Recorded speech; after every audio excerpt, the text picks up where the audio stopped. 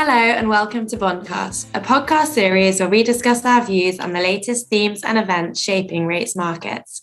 I'm Imogen Bachra, head of UK rate strategy, and I'm joined today by our global market specialists, Kevin Cummins and Joann Spadigam. Not to be super self-centered, but I think the UK is where a lot of the action was at this week. So I'm going to suggest that we start there. Yeah, great. So let's start with the UK. So the UK is back to doing its own thing after the inflation data that came out this week, which has forced a bit of a rethink, I think, on your views. So shall we talk first about what that means for bank rate? Yeah, I mean, I won't go through the inflation data in detail because I'm sure by the time everyone listens to this, well, if you haven't heard, then you probably don't care enough to hear about it. But the inflation data in the UK surprised significantly to the upside. You know, we thought that the defining feature of this print would be the fact that energy base effects drove a kind of big downside to headline inflation, which sort of did happen, although again there we saw an upside surprise.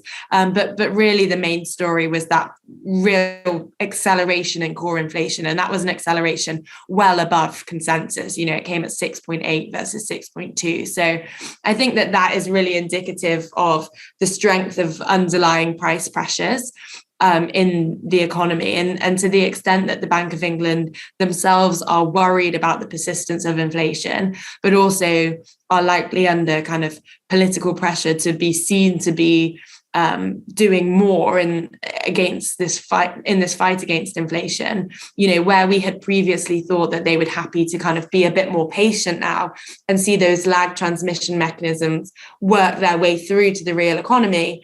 Actually, I think that their concerns around persistence will outweigh that potential patience. So we, along with everybody else on the street, I think, have revised up our expectations for bank rates. We've now added in an additional 2 25 bip hikes. So that would be in June and August, consecutive meetings, taking bank rate up to 5% from 4.5%. But I guess importantly, we still see upside risks to that as well. So don't really rule out that we could see consecutive 25 bip hikes beyond that, at taking bank rate up, you know, in the region of 5.5%, let's say, by November. So how does this leave your front end views then? Are you seeing the market as being fair at the moment? Yeah, I mean, it was obviously the front end that moved most violently yesterday. We saw kind of a big, repricing of bank rate expectations, but also a big flattening of the gilt curve. I think when it comes to bank rate expectations, I would say that the market is probably pretty fairly priced, if not overpriced now. You know, the market's looking for a peak of about 5.4%, which, you know, like I said, it was kind of our upside risk scenario that you might get hikes up to 5.5. But so the market's sort of fully priced for the way that we see the upside risks being skewed. And certainly the next couple of meetings, the market's got about 30 basis points priced in for both June and August, which feels high to me. You know, although I think that they do hike 25 basis points both times, I think the probability of 50 is really quite low. It's difficult for me to see the majority of MPC members throwing their weight behind 50 basis points, either in June or in August. So I would push back probably a little bit against that 30 basis points that's being priced. But overall, I think against this backdrop of you know, real reassessment of the way that the market sees inflation, plus another inflation print, you know, before the next meeting, which we expect to show another marginal, but still an acceleration in core, I think it's difficult to see the market repricing significantly at the front end. So although you might think it looks cheap, I would be hesitant to suggest that there was major risk reward in pushing against that market pricing. I suppose this week has also had some good news for you. 10-year gilts got to your 4.3% target. So are you thinking things are going to go from here upwards still, or what are your views there? Yeah, I guess regular listeners and readers of our pieces will know that kind of outright duration view was A, highest conviction, but B, probably most out of consensus call in the UK this year when it comes to fixed income. And, you know, I've talked a lot on here about what's been driving the underperformance of the UK so far up till this point. And then clearly that kind of reassessment of bank rate and inflation expectations was kind of the final nail in the coffin when it came to gilt yields. So we're at 4.3% kind of as we speak now on Thursday afternoon. But that 4.3% target was driven by the output of our fair value model, which takes into account our views on bank rate, on inflation, and this kind of supply demand story that we've talked a lot about on here. And so obviously updating our views on both inflation and bank rate naturally require an update to the model. But also I think there has to be a reassessment of the way in which we think about how the demand picture might change in the UK. We've been talking for a long time about how a real problem is that there's all of this supply coming on board and the natural buyers of gilts have been noticeably absent. And really, I don't think those natural buyers are going to return until they have confidence that inflation is coming down convincingly and sufficiently fast enough, or have certainty, or I should say, have certainty around the kind of path for bank rate. And I think this week's data just pushed both of those points further into the future. And so taking together this kind of persistent lack of demand, which we expect to continue, and our updated bank rate and inflation views, I think that you get a fair value for 10-year gilts of 4.6%. So not drastically higher than here, and certainly in the context of the moves that we've seen over the last couple of days, it doesn't seem significantly higher at all. But I guess the message is that upward pressure in yields are expected to continue. And actually, in this environment where it feels a little bit like investors are wary of catching a falling knife, I think you could even see gilts overshoot that kind of fair value of 4.6%. So in terms of 4.6%, that's quite back up to the levels that we saw before the mini budget last year. So how are you seeing this in terms of, will that be a repeat of these moves that we saw last year in September and October this time around? Yeah, I think it's a very different situation this time around. I mean, part of the problem last year was not the level at which rates got to, but the speed at which we were getting to that level. And so not only are we moving relatively more slowly in terms of the yield rises, but also LDI, which were obviously, some of the part of the market that were most hurt by that volatility in rates last September, they have much bigger, or they're much better collateralized. They have much bigger buffers than they had this time last year. Anecdotally, we think that those collateral buffers could be as much as double the size. And so will be much better able to withstand those higher yield levels than they were back in September and October. So not at all overly concerned that this creates an issue for that part of the market. I guess the most negative implication from these high yields is really on the government and what it means for their funding costs, what it means for their interest expense, particularly as we head into a campaigning period for the next election where we expect them to want to use kind of any and all fiscal headroom. I think the implications from a supply outlook are just that risks continue to be to the upside, not at all suggesting that there's risks, serious risks to debt sustainability here, but just that this adds to already very high supply risks, especially once you add on the Bank of England and QT and the fact that they're selling those bonds at a loss, and those losses also get absorbed into the public finance equation. So I don't think that it's going to be hugely problematic for the market, but I do think that we will still see higher yields from here. Okay, that's probably enough on the UK. Let's talk about the US then, because the other we've had debt ceiling negotiations, which I feel like we've talked to death on this podcast, but we've also had lots of Fed speak this week and the Fed minutes as well. The market took very hawkishly some comments or some rhetoric that we've had from Fed officials that they could well be leaning towards a pause in June, but maybe that's a bit more of a kind of hawkish pause, and actually it's not the overall pause in monetary policy, but just a temporary pause, and they resume hiking at sort of near later meetings. How likely do you think that approach is, Kevin? Is that something that you're thinking about seriously? Yeah, I mean, we heard from the minutes yesterday.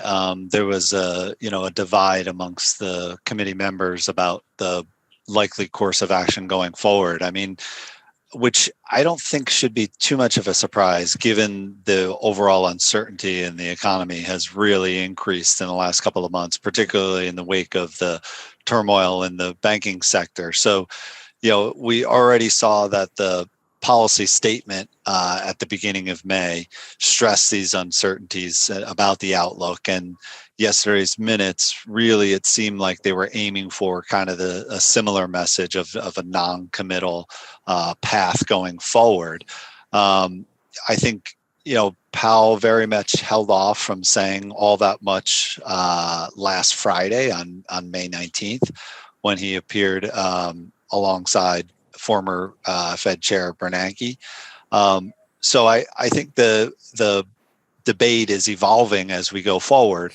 I think the base case is that they've removed enough of the hawkish rhetoric in the statement itself to suggest that they're going to hike again in June, but they want optimal flexibility, and it'll come down to the data. And in our view, we don't think that they're going to hike again in June, but they will get a couple of key reports in the jobs data and JOLTS and CPI on day one of the meeting that, even if they don't necessarily hike, which seems like they're kind of reinforcing the idea of, at least like you said, a skip potentially at this meeting, and seeing how things evolve. I think if that's the case where, the data were to print on a higher side, for example, the jobs report next Friday, if we get another strong report and the CPI that happens on day one of the meeting comes in line with our expectation on the core of 0.4, that could be interpreted as a hawkish move. And maybe they don't have to come out and signal that they're going to hike rates 25 basis points for that meeting, but they could show it through something like the dot plot, and kind of give some guidance. If the data, remain strong, we would resume tightening again. If you think back, earlier this year, Powell was asked about whether or not he'd be on board for kind of this on again, off again approach to rate hikes at the time. And he really kind of threw some cold water on that idea. Now, admittedly, it was at the February 1st FOMC press conference.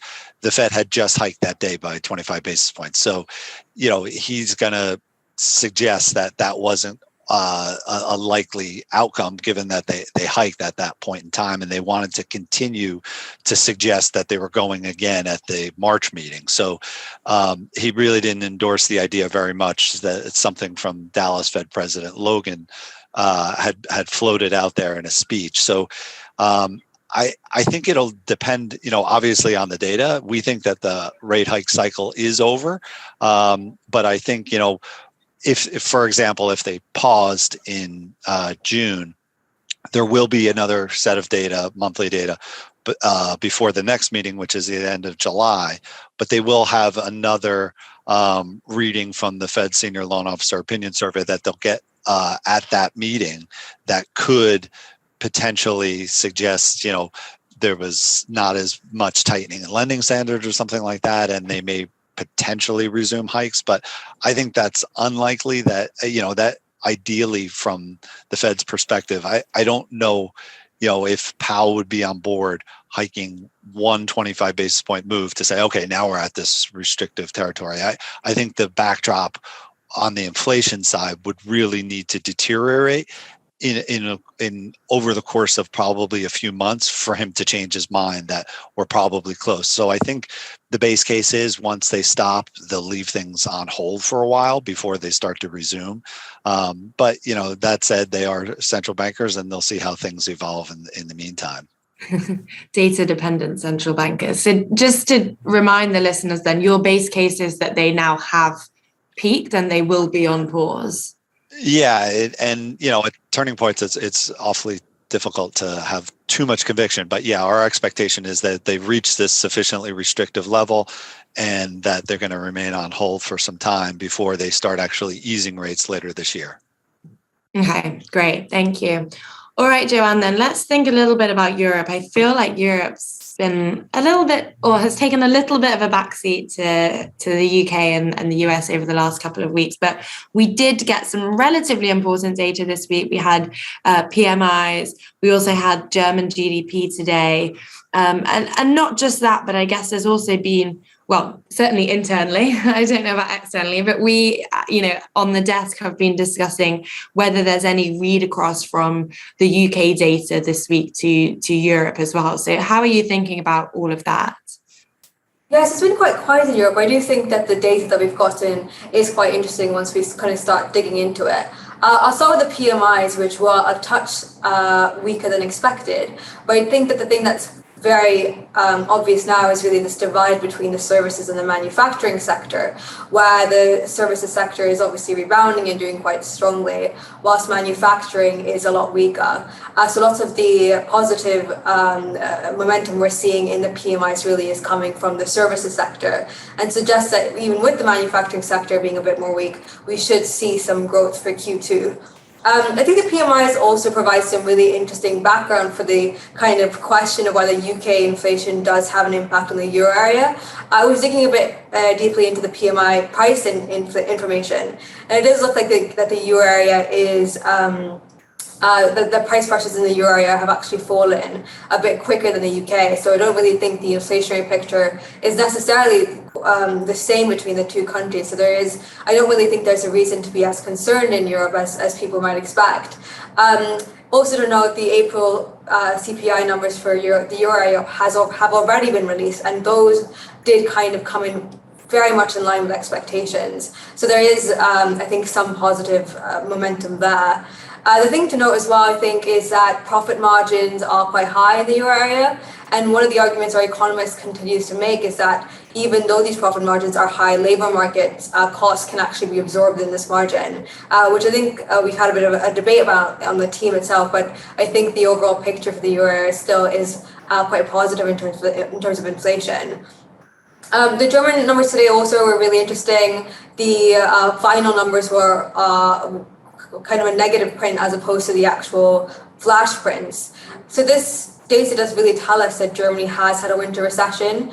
And I think what's interesting to me from a macro perspective is that it really supports our view that we should continue to be bearish funds. We put out a note last week kind of thinking a bit more about our view on spreads. And I think we are really positive on spreads, and this macro picture only does support the view that we should be positive spreads.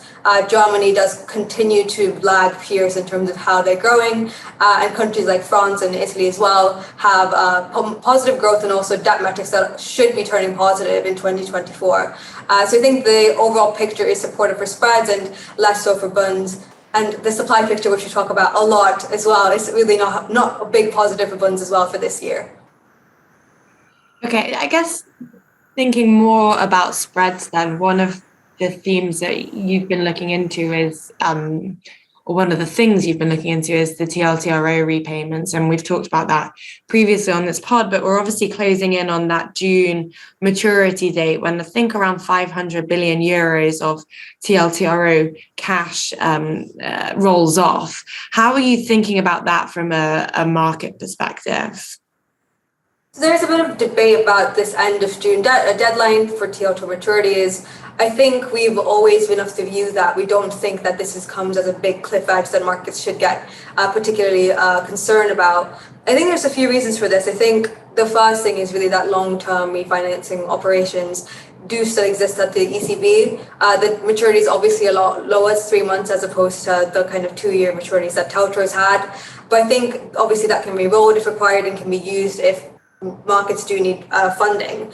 I do think the other thing to note as well is just in terms of what we've been seeing in financials activity over the start of this year, where already financials are funding more this year on the market than they were last year. So I think there's some contingency and some plans being already implemented by banks for this year. So I think they really are thinking about this risk.